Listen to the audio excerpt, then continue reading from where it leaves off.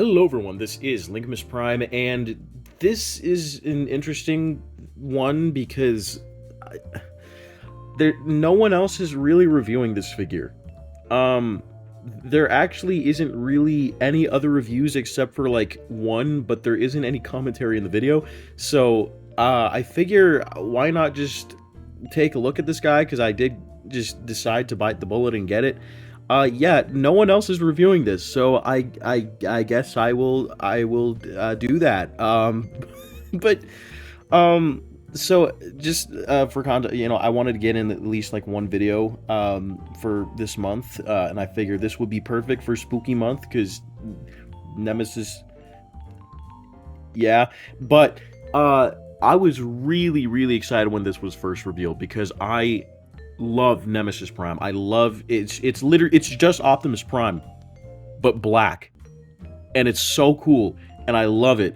And when I first saw this, because I loved the SS-102 mold, which crazy enough, I actually reviewed that thing more than a year ago. What is happening with time? But I wanted to get my hands on this, but I didn't know if I was going to because of the Takara exclusivity.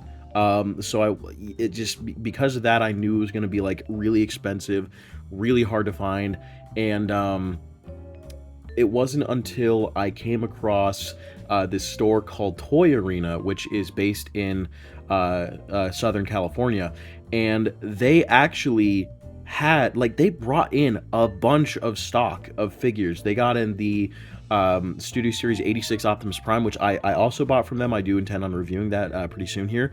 And then this was the second thing that I purchased from them.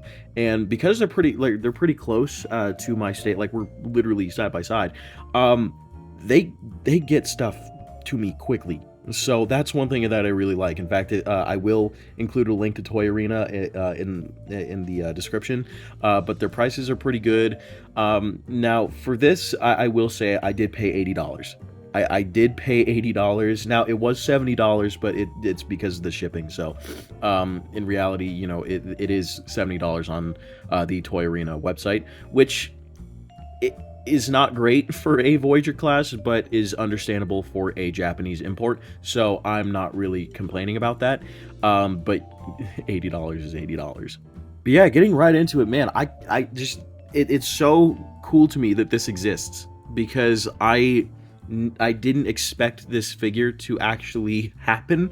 I knew that there would be, like the byway and like all of the knockoff recolors and slight retools, but I didn't actually expect an official Rise of the Beast Nemesis Prime. I know that we got one for Bumblebee, so I kind of had a feeling that maybe they would do something like that for 102, but I still wasn't sure. So, but we got the Bumblebee one. I don't have the Bumblebee Nemesis Prime. I don't really plan on getting it, but when I saw this, I was like, oh my god, this looks so much better. But yeah, just kind of going in, it's the same exact figure. I'm not really gonna go too much into depth and detail because I've already reviewed this before.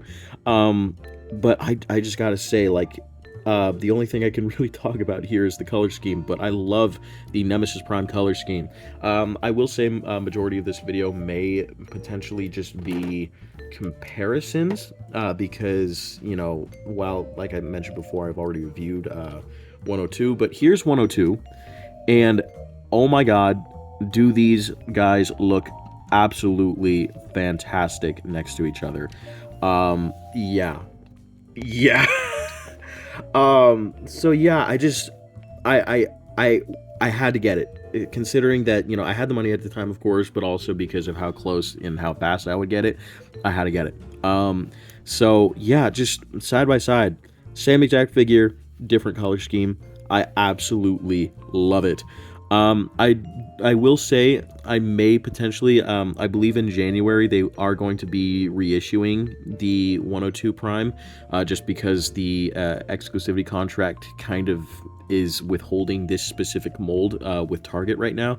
So we should be getting this mold re-released around the beginning of 2025. So just make sure to keep an eye on that, because that will be pretty important if you guys missed the opportunity to actually get this figure when it first came out last year. So yeah, but with, you know, the 102 mold in general, I mean, same thing that we're seeing right here. It's just, of course, there's different colors going on. I actually might be getting the reissue, by the way, but just because some of the paint on mine is scratching off. I did not realize how delicate silver paint is. I've been trying to be very careful with this figure because I'm not sure how durable the silver paint is on that. So just note that, because if you're going to be paying $80 like I did, be very careful, because as you can see, there's like a little scratch here. There's some scratches here that I had to like kind of repaint. It was so hard to color match. I tried repainting the silver right here, and as you can see, that's a little kind of spotty right there. There's a little bit of red scrape, like, you know, kind of peering through right there. It kind of sucks. So, you know, that's something. Oh, and one thing that I wish that they could do is kind of try to find a way to not make this part blue plastic, because that was stupid. It's just painted red and it's already scraping off. So yeah, that's great. Really do hope that they fix some of that stuff, because this figure right here does handle certain things a lot better due to the color. For example, the black right here on the backpack is not painted. It is just molded that way, which I prefer. I wish they could have done that with this, because that would have made sense. But yeah, so overall, I mean, in terms of differences, there are, you know, a few other things besides like just the, you know, obvious color differences. But when it comes to the color of, you know, some of the gray, right here we have a lighter gray, right here we have a darker gray, which is of course more fitting. We have that on the thighs, on the hands, on the you know, smokestacks and arm, like shoulders, and the biceps and all that kind of stuff. And you know, pretty much majority of the places where there is lighter gray plastic on the original figure, there is instead darker gray, which is a neat touch. We do have, instead of the black windshields, we have the red windshields, which you can't have Nemesis Prime without red windshields, as well as the fact that, you know, on the original Prime there were black. On the Nemesis Prime it's painted red, so like painted black, painted red.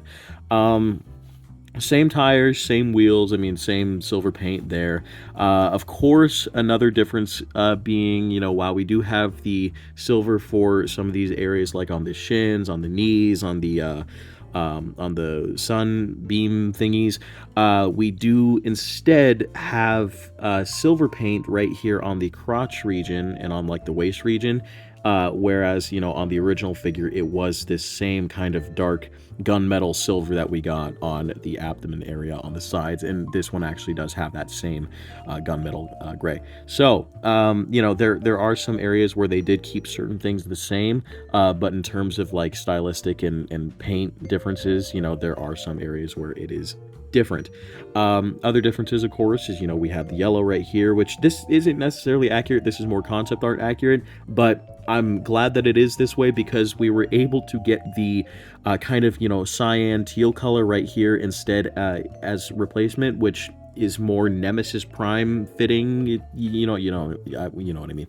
But yeah, so that is something that's really cool. Of course, Autobot logo, Decepticon logo. You know, so yeah, we got that going on. In terms of the side profile, pretty much the same. Back profile, exactly the same. Nothing really much to talk about there. Of course, we do have blue eyes for Optimus Prime, which may be hard to pick up on camera because, yeah. And we do have red eyes for Nemesis Prime, which you still can't see because, yeah, I need to fix my lighting a little bit more. That's something I'm still trying to do. But I think you guys can take my word on that. But yeah, so overall, same exact figures, nothing really too interesting going on here. But there we have that. Now, when it comes to his accessories, we do have the same accessories that we got with the 102 Prime.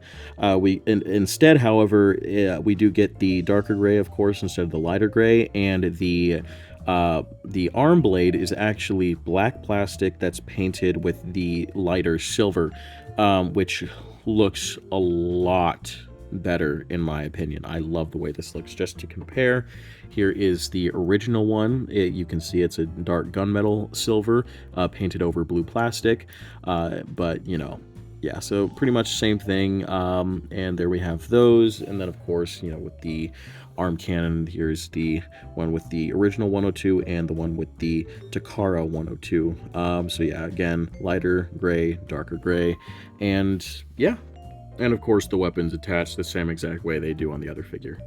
The poseability is exactly the same, ball jointed head, trigger happy shoulders that bump into the head, rotation at the arms all the way. We do get a swivel at the bicep, a double jointed bend at the elbow, a swivel at the wrist, as well as some up and down movement. We get a swivel at the waist. We also get an ab crunch, which is very nice. Legs can kick forward that much, and back not at all, really. The side skirts move out to accommodate for outward movement.